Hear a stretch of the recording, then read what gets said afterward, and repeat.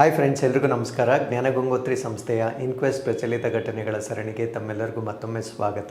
ಇವತ್ತು ನಾವು ಸಂಚಿಕೆ ಸಂಖ್ಯೆ 1039 ಡಿಸ್ಕಸ್ ಮಾಡ್ತಾ ಇದ್ವಿ. ದಿನಾಂಕ 27ನೇ ಜನವರಿ 2026. ಇವತ್ತಿನ ಅಪ್ಡೇಟ್ಸನ್ನು ತಿಳಿಯೋ ಮುನ್ನ ಕಳೆದ ಸಂಚಿಕೆಯ 2 ಪ್ರಶ್ನೆಗಳ ಸರಿ ಉತ್ತರಗಳು, ಪ್ರಶ್ನೆ ಸಂಖ್ಯೆ 1ಕ್ಕೆ ಆಪ್ಷನ್ ಡಿ ಮತ್ತು ಪ್ರಶ್ನೆ ಸಂಖ್ಯೆ 2ಕ್ಕೆ ಆಪ್ಷನ್ ಡಿ ಸರಿ ಉತ್ತರವಾಗಿರುತ್ತೆ. ಹಾಗಿದ್ರೆ ಇವತ್ತಿನ ಮೊದಲನೇ ಪ್ರಶ್ನೆಗೆ ಬರೋಣ. ಗಣರಾಜ್ಯೋತ್ಸವದ ಗೌರವ 2026ರಲ್ಲಿ ಅಶೋಕ ಚಕ್ರವನ್ನು ಯಾರಿಗೆ ನೀಡಲಾಯಿತು? Who was awarded the Ashoka Chakra in republic day honours 2026. So ನಾನು ಮಾತಾಡ್ತಾ ಇರ್ತಕ್ಕಂಥದ್ದು ಅಶೋಕ ಚಕ್ರ ಪ್ರಶಸ್ತಿಯ ಬಗ್ಗೆ ನಾನು ಡಿಸ್ಕಸ್ ಮಾಡ್ತಾ ಇದ್ದೇನೆ. ಸೊ ಈ ಒಂದು ಅಶೋಕ ಚಕ್ರವನ್ನು ಗಣರಾಜ್ಯೋತ್ಸವದ ಗೌರವವಾಗಿ ನೀಡ್ತಕ್ಕಂಥ ಒಂದು ಅವಾರ್ಡ್ ಆಗಿರುತ್ತೆ. ಸೊ ಇದನ್ನು 2026ರಲ್ಲಿ ಯಾರಿಗೆ ಘೋಷಿಸಲಾಗಿದೆ ಅನ್ನೋದು ನಮ್ಮ ಪ್ರಶ್ನೆ ಆಗಿರುತ್ತೆ. ಸೊ ಈ ಪ್ರಶ್ನೆಗೆ ಸರಿಯಾದ ಉತ್ತರ ಗ್ರೂಪ್ ಕ್ಯಾಪ್ಟನ್ ಶುಭಾಂಶು ಶುಕ್ಲಾ ಅವರಿಗೆ ಸೊ ಈ ಒಂದು ಅವಾರ್ಡನ್ನು ನೀಡಲಾಗಿರುತ್ತೆ. ಸೊ ಈ ಒಂದು ಆರ್ಟಿಕಲಲ್ಲಿ ನಾವು ಅಶೋಕ ಚಕ್ರ ಅಂದ್ರೆ ಏನು, ಇದನ್ನು ಯಾವಾಗ ಸ್ಥಾಪನೆ ಮಾಡಲಾಯಿತು, ಇದಕ್ಕೆ ಸಂಬಂಧಪಟ್ಟಿರ್ತಕ್ಕಂಥ ಬೇರೆಲ್ಲ ಅವಾರ್ಡ್ಸ್ ಯಾವ್ದು, ಯಾವ ಕಾರಣಕ್ಕಾಗಿ ಅಶೋಕ ಚಕ್ರ ಪ್ರಶಸ್ತಿಯನ್ನ ನೀಡಲಾಗುತ್ತೆ, ಮತ್ತೆ ಶುಭಾಂಶು ಶುಕ್ಲಾ ಅವರ ಬಗ್ಗೆ ಕೂಡ ಹೆಚ್ಚಿನ ಮಾಹಿತಿಯನ್ನು ನಾವು ಡಿಸ್ಕಸ್ ಮಾಡೋಣ. So president approves Ashoka Chakra for group captain Shubhanshu Shukla. So Shubhanshu Shukla group captain ಆಗಿರ್ತಕ್ಕಂಥ ಇವರಿಗೆ ಅಶೋಕ ಚಕ್ರವನ್ನು ನೀಡಲಿಕ್ಕೆ ರಾಷ್ಟ್ರಪತಿಗಳು ಅನುಮೋದನೆಯನ್ನು ನೀಡಿರ್ತಾರೆ. ಸೊ ಇದು ಅಶೋಕ ಚಕ್ರ ಅವಾರ್ಡ್ ಆಗಿರುತ್ತೆ. ಇದನ್ನು ನಾವು India's highest peace time gallantry award ಅಂತ ಕರಿತೇವೆ. ಇದು ನಮ್ಮ ಭಾರತ ದೇಶದ ಅತ್ಯುನ್ನತ ಶಾಂತಿ ಕಾಲದ ಶೌರ್ಯ ಪ್ರಶಸ್ತಿ ಅಂತ ಕರಿತೇವೆ. ಸೊ ಪೀಸ್ ಟೈಮ್ ಅಂದರೆ ಏನು ಅನ್ನೋದನ್ನು ನಾನು ಮುಂದೆ ಹೇಳ್ತೇನೆ.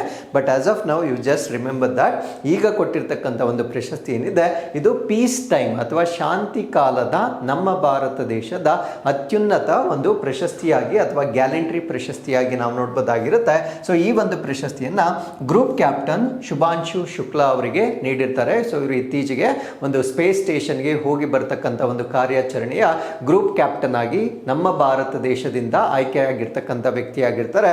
ಸೊ ಇವರಿಗೆ ಈ ಒಂದು ಪ್ರಶಸ್ತಿಯನ್ನ ಈಗ ಅಪ್ರೂವ್ ಮಾಡಲಾಗಿರುತ್ತೆ. ಸೊ ಇವರಿಗೆ ಈ ಒಂದು ಪ್ರಶಸ್ತಿಯನ್ನ ಕೊಡ್ಲಿಕ್ಕೆ ಕಾರಣ ಏನು ಅಂದ್ರೆ exceptional courage and exemplary service, ಅಸಾಧಾರಣ ಧೈರ್ಯ ಮತ್ತು ಅನುಕರಣೀಯ ಸೇವೆಯನ್ನ ಸಲ್ಲಿಸಿರುವ ಒಂದು ಕಾರಣಕ್ಕಾಗಿ high risk mission of national importance ಅಂದ್ರೆ ರಾಷ್ಟ್ರೀಯ ಪ್ರಾಮುಖ್ಯತೆಗೆ ಸಂಬಂಧಪಟ್ಟಂತೆ ಹೆಚ್ಚಿನ ಅಪಾಯದ ಮಿಷನ್ ಅಲ್ಲಿ ಪಾರ್ಟಿಸಿಪೇಟ್ ಮಾಡಿರ್ತಕ್ಕಂಥದ್ದು, outstanding contribution beyond the Call of the duty ಅಂದ್ರೆ ಕರ್ತವ್ಯದ ಕರೆಗೆ ತಮ್ಮ ಅತ್ಯುನ್ನತ ಒಂದು ಕೊಡುಗೆಯನ್ನ ನೀಡಿರ್ತಕ್ಕಂಥ ಕಾರಣದಿಂದ ಈ ಒಂದು ಅಶೋಕ ಚಕ್ರ ಪ್ರಶಸ್ತಿಯನ್ನ ನೀಡಲಾಗಿರುತ್ತೆ. ಸೊ ಈಗ what is Ashoka Chakra award, ಇದರ ಬಗ್ಗೆ ನಾವು ಡಿಸ್ಕಸ್ ಮಾಡೋದಾದ್ರೆ ಇದನ್ನ highest peace time gallantry award ಅಂತ ಕರಿತೇವೆ. ಅಂದ್ರೆ ಅತ್ಯುನ್ನತ ಶಾಂತಿ ಕಾಲದ ಶೌರ್ಯ ಪ್ರಶಸ್ತಿ ಅಂತ ಕರಿತೇವೆ. ಶಾಂತಿ ಕಾಲ ಅಂದ್ರೆ ಯುದ್ಧ ನಡೆಯದೇ ಇರುವ ಸಂದರ್ಭದಲ್ಲಿ ತಮ್ಮ ಶೌರ್ಯವನ್ನ ತೋರಿಸಿರ್ತಕ್ಕಂಥವರಿಗೆ ನೀಡ್ತಕ್ಕಂಥ ಒಂದು ಪ್ರಶಸ್ತಿ ಆಗಿರುತ್ತೆ. ಅದನ್ನೇ ನಾವು ಪೀಸ್ ಟೈಮ್ ಅಥವಾ ಶಾಂತಿ ಕಾಲದ ಶೌರ್ಯ ಪ್ರಶಸ್ತಿ ಅಂತ ಹೇಳ್ತಕ್ಕಂಥದ್ದು. Awarded for exceptional bravery away from the battle field ಅಂದ್ರೆ ಯುದ್ಧ ಭೂಮಿಯಿಂದ ಹೊರಗೆ, ಅದರ ಅರ್ಥ ಯುದ್ಧ ನಡೆಯದೇ ಇರುವ ಸಂದರ್ಭದಲ್ಲಿ ಅಸಾಧಾರಣ ಶೌರ್ಯವನ್ನ ತೋರಿಸ್ತಕ್ಕಂಥ ಅವರಿಗೆ ಕೊಡ್ತಕ್ಕಂಥ ಒಂದು ಪ್ರಶಸ್ತಿಯಾಗಿ ನಾವು ಇದನ್ನ ನೋಡಬಹುದಾಗಿರುತ್ತೆ. ಸೊ ಈ ಒಂದು ಪ್ರಶಸ್ತಿಯನ್ನ ಎಸ್ಟಾಬ್ಲಿಷ್ ಮಾಡಿರ್ತಕ್ಕಂಥದ್ದು 1952 ಸ್ಥಾಪನೆ ಮಾಡಲಾಗುತ್ತೆ. ಸೊ ಒರಿಜಿನಲಿ ಇದಕ್ಕೆ ಬೇರೆ ಹೆಸರನ್ನ ಹೇಳ್ತಾ ಇದ್ರು, ಅಶೋಕ ಚಕ್ರ ಕ್ಲಾಸ್ 1 ಅಂತ ಇದಕ್ಕೆ ಮೂಲತಃ ಬೇರೆ ಹೆಸರಿತ್ತು. ಮೂಲತಃ ಇದನ್ನ ಅಶೋಕ ಚಕ್ರ ವರ್ಗ 1 ಎಂದು ಕರೆಯಲಾಗ್ತಾ ಇದ್ದಂತಹ ಒಂದು ಪ್ರಶಸ್ತಿಯಾಗಿರುತ್ತೆ. ಸೊ ಇದನ್ನ ಯಾವ ಪರ್ಪಸ್ ಅಥವಾ ಉದ್ದೇಶಕ್ಕಾಗಿ ನೀಡಲಾಗುತ್ತೆ ಅಂದ್ರೆ recognises valour, courage and self sacrifice, ಶೌರ್ಯ, ಧೈರ್ಯ ಮತ್ತೆ ಸ್ವತ್ಯಾಗಕ್ಕಾಗಿ ನೀಡ್ತಕ್ಕಂಥ ಒಂದು ಪ್ರಶಸ್ತಿ ಇದಾಗಿರುತ್ತೆ. For acts of bravery in peace time conditions ಅಂದ್ರೆ ಶಾಂತಿ ಕಾಲದಲ್ಲಿ ಯಾರು ತಮ್ಮ ಶೌರ್ಯವನ್ನ ತೋರಿಸ್ತಾರೆ ಅವರಿಗೆ ಈ ಒಂದು ಪ್ರಶಸ್ತಿಯನ್ನ ನೀಡಲಾಗುತ್ತೆ. ಸೊ ಹಾಗಿದ್ರೆ ಈ ಒಂದು ಪ್ರಶಸ್ತಿಯನ್ನ ಪಡಿಲಿಕ್ಕೆ ಎಲಿಜಿಬಿಲಿಟಿ ಅಥವಾ ಅರ್ಹತೆಯನ್ನ ನಾವು ನೋಡೋದಾದ್ರೆ ಆರ್ಮ್ಡ್ ಫೋರ್ಸಸ್ ಪರ್ಸನಲ್ ಅಂದ್ರೆ ಸಶಸ್ತ್ರ ಪಡೆಗಳ ಸಿಬ್ಬಂದಿಗಳಿಗೆ ನೀಡಲಾಗುತ್ತೆ. ಪ್ಯಾರಾಮಿಲಿಟರಿ ಫೋರ್ಸಸ್ ಅಂದ್ರೆ ಅರೆ ಸೈನಿಕ ಪಡೆಗಳಿಗೂ ಕೂಡ ನೀಡಲಾಗುತ್ತೆ. ಪೊಲೀಸ್ ಪರ್ಸನಲ್ ಅಥವಾ ಪೊಲೀಸ್ ಸಿಬ್ಬಂದಿ, ಸಿವಿಲಿಯನ್ಸ್ ಇವನ್ ನಾಗರಿಕರು ಕೂಡ ತಮ್ಮ ಶೌರ್ಯವನ್ನ ಎಕ್ಸಿಬಿಟ್ ಮಾಡಿದ್ದೇ ಆದಲ್ಲಿ ಇವನ್ ಸಿವಿಲಿಯನ್ಸ್ಗೂ ಕೂಡ ಈ ಒಂದು ಅವಾರ್ಡ್ ಅನ್ನ ನೀಡಲಾಗುತ್ತೆ. ಸೊ ಹಾಗಿದ್ರೆ what is the nature of bravery ಅಂದ್ರೆ ಶೌರ್ಯ ಅಂದ್ರೆ ಏನು, ಯಾವ ಒಂದು ಡೆಫಿನೇಷನ್ ನ ಅಡಿಯಲ್ಲಿ ಇದನ್ನ ನಾವು ಶೌರ್ಯ ಅಥವಾ ಬ್ರೇವರಿ ಅಂತ ಕರಿತೀವಿ ಅಂತ ನಾವು ನೋಡೋದಾದ್ರೆ risking life in non combatant situation ಅಂದ್ರೆ ಯುದ್ಧೇತರ ಸಮಯದಲ್ಲಿ ತಮ್ಮ ಜೀವನವನ್ನ ಅಥವಾ ಜೀವವನ್ನ ಪಣಕ್ಕಿಡ್ತಕ್ಕಂಥದ್ದು, ಅಂದ್ರೆ ಯುದ್ಧ ನಡೆಯದೇ ಇರತಕ್ಕಂಥ ಒಂದು ಸಂದರ್ಭದಲ್ಲಿ acts against terrorism, insurgency or extreme danger, ಭಯೋತ್ಪಾದನೆ, ಬಂಡಾಯ ಅಥವಾ ವಿಪರೀತ ಅಪಾಯದ ವಿರುದ್ಧದ ಕೃತ್ಯಗಳಲ್ಲಿ ತಮ್ಮನ್ನ ತಾವು ತೊಡಗಿಸಿಕೊಂಡು, ಅಂದ್ರೆ ಅದನ್ನ ಎದುರಿಸುವಲ್ಲಿ ತಮ್ಮನ್ನ ತಾವು ತೊಡಗಿಸಿಕೊಂಡಿರ್ತಕ್ಕಂಥ ವ್ಯಕ್ತಿಗಳಾಗಿರ್ಬೋದು. And can be awarded posthumously, ಅಂದ್ರೆ ಇದನ್ನ ಮರಣೋತ್ತರವಾಗಿ ಕೂಡ ಈ ಒಂದು ಪ್ರಶಸ್ತಿಯನ್ನ ನೀಡಲಾಗುತ್ತೆ. ಹಾಗಿದ್ರೆ ಪೊಸಿಷನ್ ಇನ್ ಗ್ಯಾಲೆಂಟ್ರಿ ಅವಾರ್ಡ್, ಶೌರ್ಯ ಪ್ರಶಸ್ತಿಯ ಸ್ಥಾನವನ್ನ ನಾವು ನೋಡೋದಾದ್ರೆ piece time equivalent of Paramvir Chakra. So ಇನ್ನೊಂದು ಪ್ರಶಸ್ತಿ ಇರುತ್ತೆ, ಅದನ್ನು ನಾವು ಪರಮವೀರ ಚಕ್ರ ಅಂತ ಹೇಳ್ತೇವೆ. ಅದಕ್ಕೆ ಸಮನಾಗಿರ್ತಕ್ಕಂಥ ಶಾಂತಿ ಕಾಲದ ಪ್ರಶಸ್ತಿಯಾಗಿರುತ್ತೆ. ಹಾಗಿದ್ರೆ ಪರಮವೀರ ಚಕ್ರ ಅಂದ್ರೆ ಏನು ಅನ್ನೋದನ್ನ ಕೂಡ ನಾನು ಮುಂದೆ ಎಕ್ಸ್ಪ್ಲೇನ್ ಮಾಡ್ತೇನೆ. ಸೊ ಹಾಗಿದ್ರೆ ಅನೌನ್ಸ್ಮೆಂಟ್ ಅನ್ನ ಸಾಮಾನ್ಯವಾಗಿ ಮಾಡ್ತಕ್ಕಂಥದ್ದು ರಿಪಬ್ಲಿಕ್ ಡೇ ಮತ್ತೆ ಇಂಡಿಪೆಂಡೆನ್ಸ್ ಡೇ, ಗಣರಾಜ್ಯೋತ್ಸವ ಮತ್ತೆ ಸ್ವಾತಂತ್ರ್ಯ ದಿನಾಚರಣೆ ಎಂದು ಈ ಒಂದು ಪ್ರಶಸ್ತಿಯನ್ನ ಸಾಂಪ್ರದಾಯಿಕವಾಗಿ ಘೋಷಣೆ ಮಾಡಲಾಗುತ್ತೆ. ಹಾಗಿದ್ರೆ ಅವಾರ್ಡ್ ನಲ್ಲಿ ಏನೇನು ಸಿಗುತ್ತೆ ಅಂತ ನಾವು ನೋಡೋದಾದ್ರೆ ಒಂದು ಮೆಡಲ್ ಸಿಗುತ್ತೆ, ಸೈಟೇಷನ್ ಮತ್ತೆ ಮಾನಿಟರಿ ಅಲೋಯನ್ಸ್ ಅಂದ್ರೆ ಹಣವನ್ನ ಕೂಡ ನೀಡಲಾಗುತ್ತೆ. ಸರ್ಕಾರದ ನಿಯಮಗಳ ಪ್ರಕಾರ ಇಲ್ಲಿ ಕ್ಯಾಶ್ ಅವಾರ್ಡ್ ಅನ್ನ ಕೂಡ ಈ ಒಂದು ಪ್ರಶಸ್ತಿಯಲ್ಲಿ ನೀಡಲಾಗುತ್ತೆ. ಹಾಗಿದ್ರೆ ನಮ್ಮ ಭಾರತ ದೇಶದಲ್ಲಿ ಈ ಒಂದು ಗ್ಯಾಲೆಂಟ್ರಿ ಅವಾರ್ಡ್ಸ್ ಏನಿರುತ್ತೆ, ಶೌರ್ಯ ಪ್ರಶಸ್ತಿಗಳೇನಿರುತ್ತೆ, ಸೊ ಇದನ್ನ ಎರಡು ಕ್ಯಾಟಗರೀಸ್ ಆಗಿ ನಾವು ಡಿವೈಡ್ ಮಾಡಬಹುದು. ಮೊದಲನೇದನ್ನ ವಾರ್ ಟೈಮ್ ಅವಾರ್ಡ್ಸ್ ಅಂತ ಕರಿತೇವೆ, ಅಂದ್ರೆ ಯುದ್ಧದ ಸಮಯದಲ್ಲಿ ಶೌರ್ಯವನ್ನ ಎಕ್ಸಿಬಿಟ್ ಮಾಡಿರ್ತಕ್ಕಂಥವ್ರಿಗೆ ಕೊಡ್ತಕ್ಕಂಥ ಪ್ರಶಸ್ತಿಗಳು.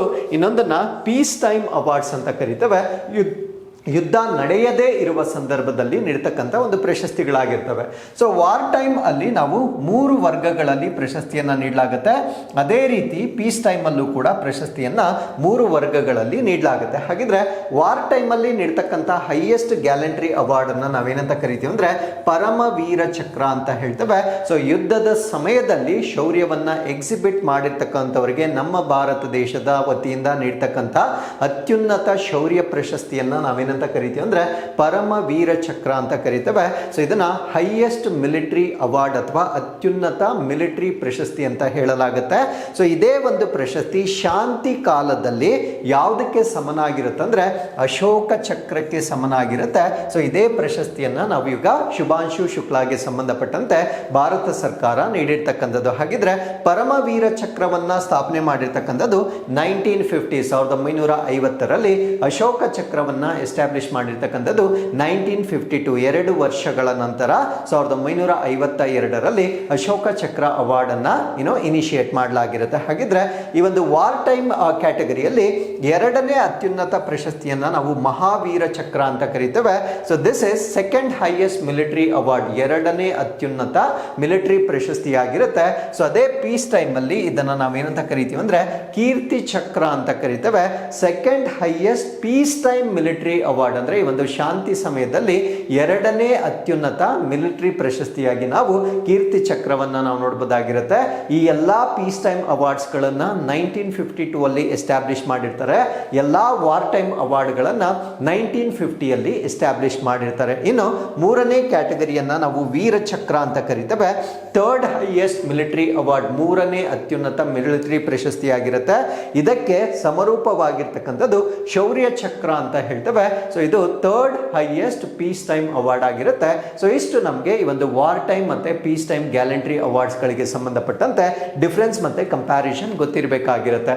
So with this let's get into question number 2.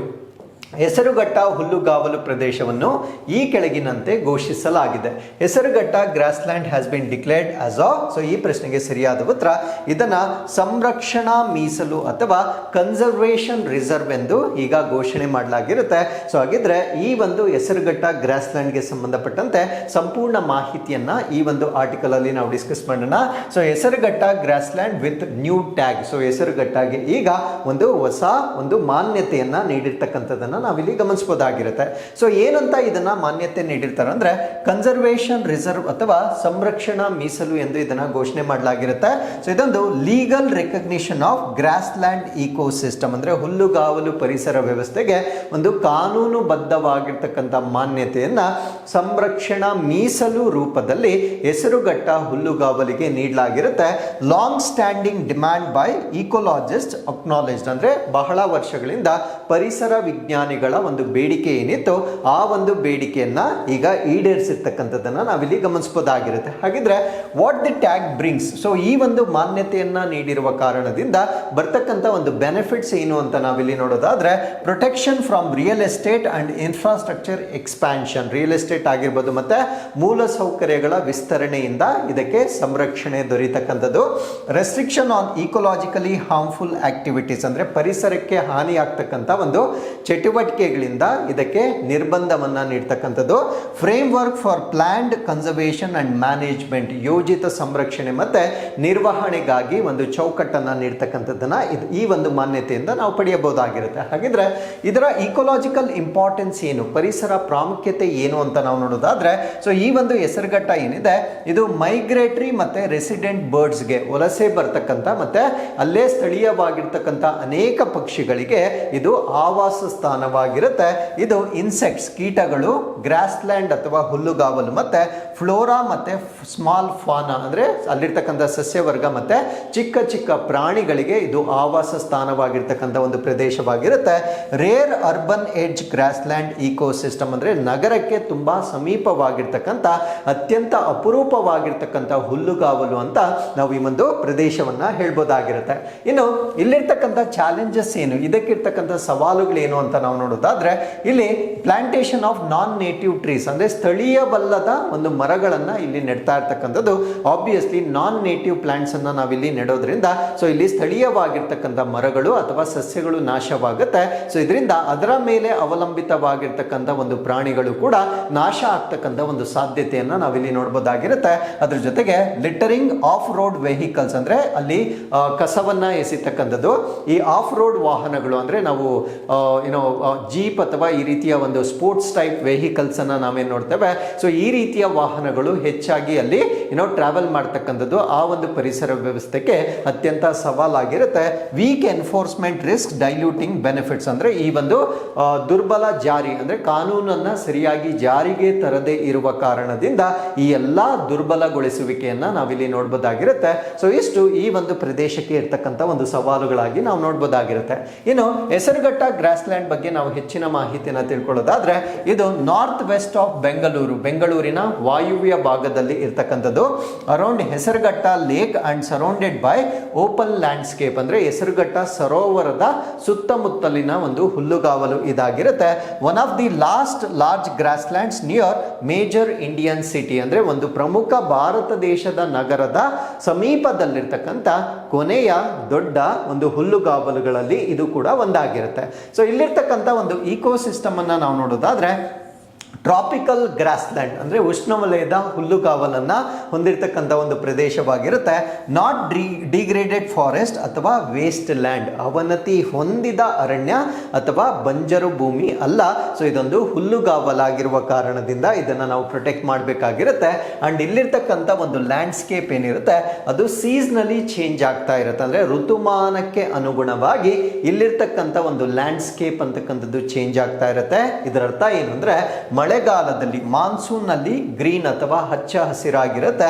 And summer ಅಥವಾ ಬೇಸಿಗೆಯಲ್ಲಿ ಅದು ಶುಷ್ಕ ಅಥವಾ ಡ್ರೈ ಆಗಿರ್ತಕ್ಕಂಥ ಈ ರೀತಿಯ ಬದಲಾಗ್ತಕ್ಕಂಥ ಒಂದು ಭೂದೃಶ್ಯವನ್ನ ಹೊಂದಿರತಕ್ಕಂಥ ಹುಲ್ಲುಗಾವಲಾಗಿ ನಾವು ಇದನ್ನ ನೋಡಬಹುದಾಗಿರುತ್ತೆ. ಇನ್ನು ಇದರ ಫಂಕ್ಷನ್ಸ್ ಏನು, ಈಕೋಲಾಜಿಕಲ್ ಫಂಕ್ಷನ್ಸ್ ಏನು, ಯಾಕೆ ಇದನ್ನ ನಾವು ಪ್ರೊಟೆಕ್ಟ್ ಮಾಡ್ಬೇಕಂದ್ರೆ, ಸೊ ಇದನ್ನ ಸಂರಕ್ಷಣೆ ಮಾಡುವುದರಿಂದ ಗ್ರೌಂಡ್ ವಾಟರ್ ರೀಚಾರ್ಜ್ ಆಗುತ್ತೆ, ಅಂತರ್ಜಲದ ಮಹಾಪೂರಣ ಹೆಚ್ಚಾಗುತ್ತೆ. ಕಾರ್ಬನ್ ಸ್ಟೋರೇಜ್ ಇನ್ ಗ್ರಾಸ್ ಲ್ಯಾಂಡ್ ಸಾಯಿಲ್ಸ್ ಅಂದ್ರೆ ಈ ಒಂದು ಹುಲ್ಲುಗಾವಲಿನ ಮಣ್ಣಿನಲ್ಲಿ ಈ ಇಂಗಾಲ ಅಂತಕ್ಕಂಥದ್ದು ಹೆಚ್ಚಾಗಿ ಹೀರಿಕೊಳ್ಳುವ ಕಾರಣದಿಂದ ಹಸಿರು ಮನೆ ಅನಿಲಗಳನ್ನ ಕೂಡ ನಾವು ಸಾಕಷ್ಟು ಕಡಿಮೆ ಮಾಡುವ ಕಾರಣದಿಂದ ಈ ಒಂದು ಗ್ರಾಸ್ ಲ್ಯಾಂಡ್ ಅನ್ನ ನಾವು ಹೆಚ್ಚಾಗಿ ಪ್ರೊಟೆಕ್ಟ್ ಮಾಡಬೇಕಾಗಿರುತ್ತೆ. ಇದರ ಜೊತೆಗೆ ಅಲ್ಲಿರ್ತಕ್ಕಂಥ ಒಂದು ಮೈಕ್ರೋ ಕ್ಲೈಮೇಟ್ ಅಂದ್ರೆ ಆ ಒಂದು ಪ್ರದೇಶಕ್ಕೆ ಸೀಮಿತವಾಗಿರ್ತಕ್ಕಂಥ ಹವಾಮಾನವನ್ನ ನಿಯಂತ್ರಣ ಮಾಡುವಲ್ಲಿ ಕೂಡ ಇದು ತನ್ನ ಕಾರ್ಯವನ್ನ ವಹಿಸುತ್ತೆ. ಸೊ ಅದ್ರ ಜೊತೆಗೆ ಸಾಯಿಲ್ ಎರೋಷನ್ ಅಥವಾ ಮಣ್ಣಿನ ಸವಕಳಿಯನ್ನ ಕೂಡ ಇದರಿಂದ ನಾವು ಪ್ರಿವೆಂಟ್ ಮಾಡಬಹುದಾಗಿರುತ್ತೆ. ಇದೆಲ್ಲ ಈ ಒಂದು ಪ್ರದೇಶ ನಮಗೆ ಇಕೋಲಾಜಿಕಲಿ ಕೊಡ್ತಾ ಇರ್ತಕ್ಕಂಥ ಬೆನಿಫಿಟ್ಸ್ ಆಗಿ ನಾವು ಇದನ್ನ ನೋಡಬಹುದಾಗಿರುತ್ತೆ. So with this let's get into question number 3. ಯಾವ ರಾಜ್ಯವು ಎಲ್ಲಾ ತಂಬಾಕು ಉತ್ಪನ್ನಗಳ ಮೇಲೆ ಸಂಪೂರ್ಣ ನಿಷೇಧ ಹೇರಿದೆ? Which state has imposed complete ban on all tobacco products? ಈ ಪ್ರಶ್ನೆಗೆ ಸರಿಯಾದ ಉತ್ತರ ಒಡಿಶಾ ರಾಜ್ಯ ಎಲ್ಲ ತಂಬಾಕು ಉತ್ಪನ್ನಗಳ ಮೇಲೆ ನಿಷೇಧ ಹೇರಿರುತ್ತೆ. So this is a very good move taken by the government of Odisha. So with respect to health of their people belonging to that particular state. So ಏನಿದರ ಒಂದು ಡೀಟೇಲ್ಸ್ ಅನ್ನೋದನ್ನ ನಾವಿಲ್ಲಿ ಡಿಸ್ಕಸ್ ಮಾಡೋಣ. ಸೊ ಏನನ್ನ ಇಲ್ಲಿ ಬ್ಯಾನ್ ಮಾಡಿದ್ದಾರೆ ಅಂದ್ರೆ gutka, pan masala, all tobacco and nicotine containing products ಅಂದ್ರೆ ಎಲ್ಲ ತಂಬಾಕು ಮತ್ತೆ ನಿಕೋಟಿನ್ ಅನ್ನ ಒಳಗೊಂಡಿರ್ತಕ್ಕಂಥ ಎಲ್ಲ ಉತ್ಪನ್ನಗಳನ್ನ ನಿಷೇಧ ಮಾಡಲಾಗಿರುತ್ತೆ.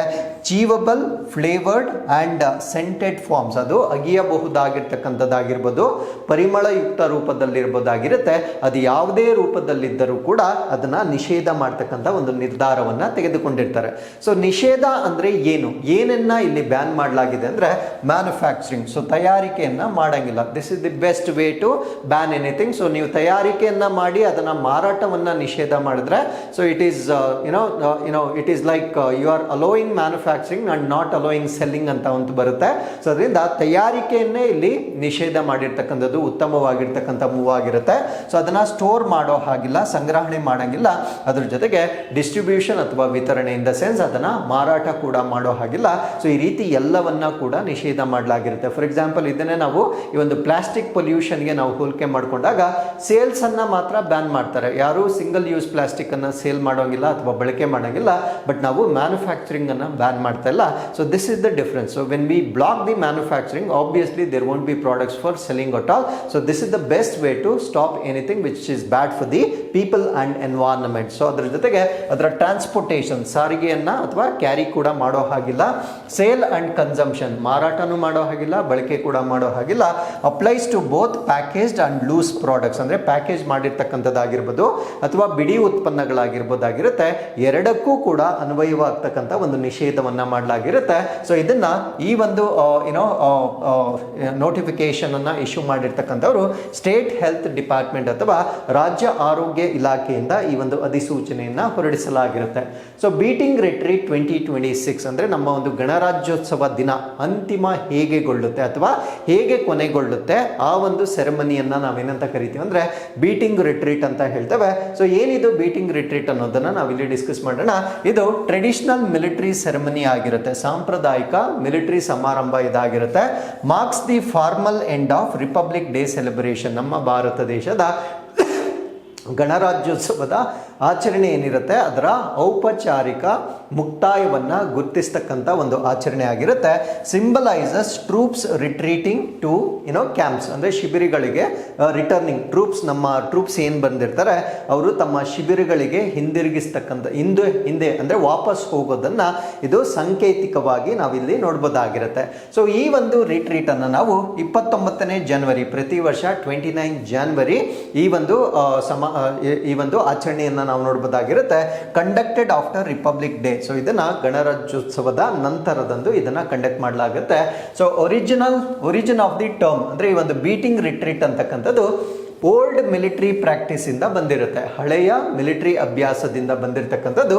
Drums were beaten to signal soldiers to withdraw at sunset, ಅಂದ್ರೆ ಸೂರ್ಯಾಸ್ತದ ಸಮಯದಲ್ಲಿ ಸೈನಿಕರನ್ನ ಹಿಂದೆ ಸರಿಯುವಂತೆ ಸೂಚಿಸಲಿಕ್ಕೆ ಡ್ರಮ್ಗಳನ್ನ ಬಾರಿಸಲಾಗುತ್ತೆ. ಸೊ ಈಗ ರಿಪಬ್ಲಿಕ್ ಡೇ ಮುಗಿದು ಅವರು ತಮ್ಮ ತಮ್ಮ ಕ್ಯಾಂಪ್ಗಳಿಗೆ ವಾಪಸ್ ಹೋಗ್ಲಿಕ್ಕೆ ಮಾಡ್ತಕ್ಕಂಥ ಒಂದು ಸೆರೆಮನಿಯನ್ನ ನಾವೇನಂತ ಕರಿತೀವಿ ಅಂದ್ರೆ ಬೀಟಿಂಗ್ ರಿಟ್ರೀಟ್ ಅಂತ ಹೇಳ್ತೇವೆ. ಇನ್ನು ಹಿಸ್ಟಾರಿಕಲ್ ಬ್ಯಾಕ್ಗ್ರೌಂಡ್ ಅಥವಾ ಐತಿಹಾಸಿಕ ಹಿನ್ನೆಲೆಯನ್ನು ನಾವು ನೋಡೋದಾದ್ರೆ, ಸೊ ಇದು 17th ಸೆಂಚುರಿಯಲ್ಲಿ ಯುರೋಪ್ನಲ್ಲಿ ಸ್ಟಾರ್ಟ್ ಆಗುತ್ತೆ. ಯುರೋಪ್ನಲ್ಲಿ 17ನೇ ಶತಮಾನದಲ್ಲಿ ಇದು ಮೂಲವನ್ನ ಹೊಂದಿರತಕ್ಕಂಥದ್ದು.